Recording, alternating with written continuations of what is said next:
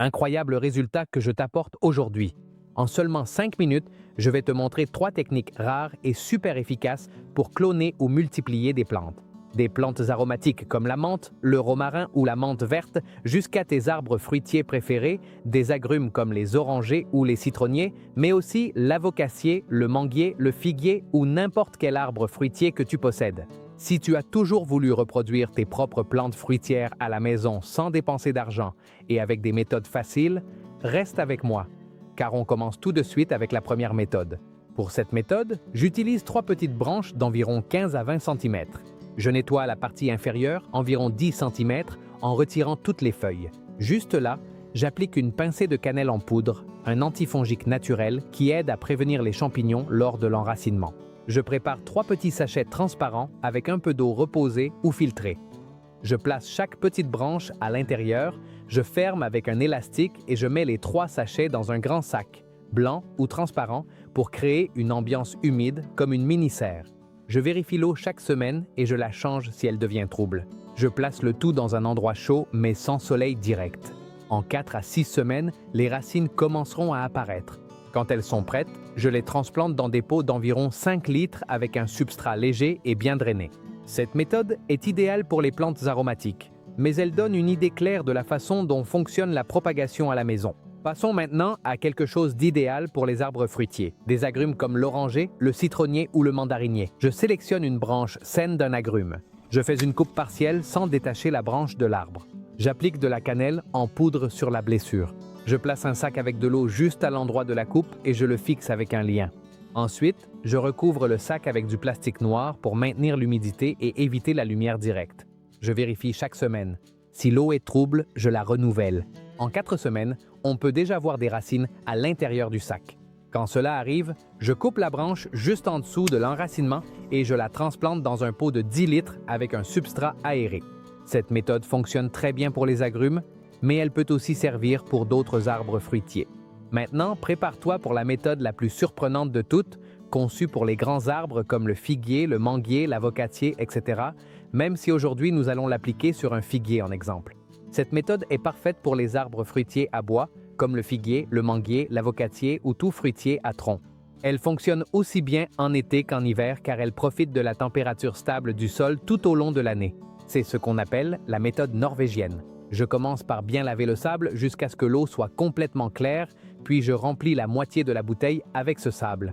Ensuite, je fais 2 incisions verticales dans la partie basse du remplissage. Cela crée 3 zones internes. En bas, un réservoir d'eau. Au milieu, un drainage naturel. En haut, un environnement humide et oxygéné parfait pour l'enracinement. Et ici, nous ajoutons une étape très importante. Une fois les incisions faites et avant d'introduire la bouture, nous ajoutons environ 1 litre d'eau dans la bouteille, directement sur le sable. L'eau descendra dans le réservoir inférieur et se répartira dans les 3 zones, laissant la partie supérieure humide mais non détrempée.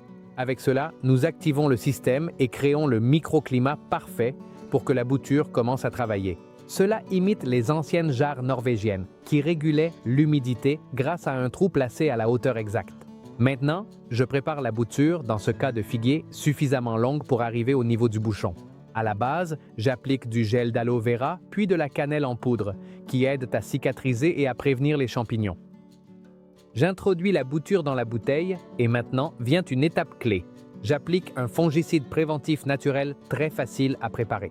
Et à la fin de la vidéo, je vais t'expliquer comment le préparer toi-même à la maison. Je pulvérise ce préventif 1 fois par semaine.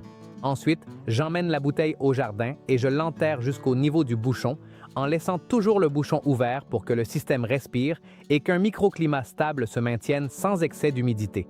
En 3 à 4 semaines, la bouture commencera à former des racines solides. Quand ce moment arrive, le processus est très simple. Déterre la bouteille avec précaution. Ouvre un côté de la bouteille juste ce qu'il faut. Sors la bouture avec le sable qui y adhère sans casser les racines. Transplante-la dans un pot avec un substrat léger et bien aéré. Arrose et c'est prêt. Tu as déjà ton nouvel arbre fruitier à la maison. Et comme je te l'ai promis, voici le préventif fongique naturel que nous utilisons dans les 3 méthodes et que tu peux préparer chez toi en moins d'1 minute. C'est très simple. Dans 1 litre d'eau, ajoute une pincée de cannelle en poudre, très peu, juste assez pour troubler légèrement l'eau. Remue bien jusqu'à ce que la cannelle soit complètement mélangée.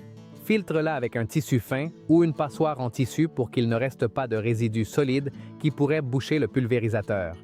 Transfère-la dans un spray ou un pulvérisateur. Ce préventif naturel agit comme un antifongique doux qui aide à éviter les champignons sur les boutures et améliore considérablement le taux de réussite.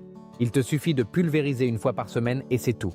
Tu vois comme c'est simple. Si ces techniques t'ont surpris et que tu as appris quelque chose de nouveau, laisse-moi un like et dis-moi en commentaire avec quelle plante tu vas les essayer. Ton interaction aide énormément à ce que nous puissions continuer à partager du contenu utile comme celui-ci. N'oublie pas de t'abonner et d'activer la cloche pour ne pas manquer les prochaines vidéos.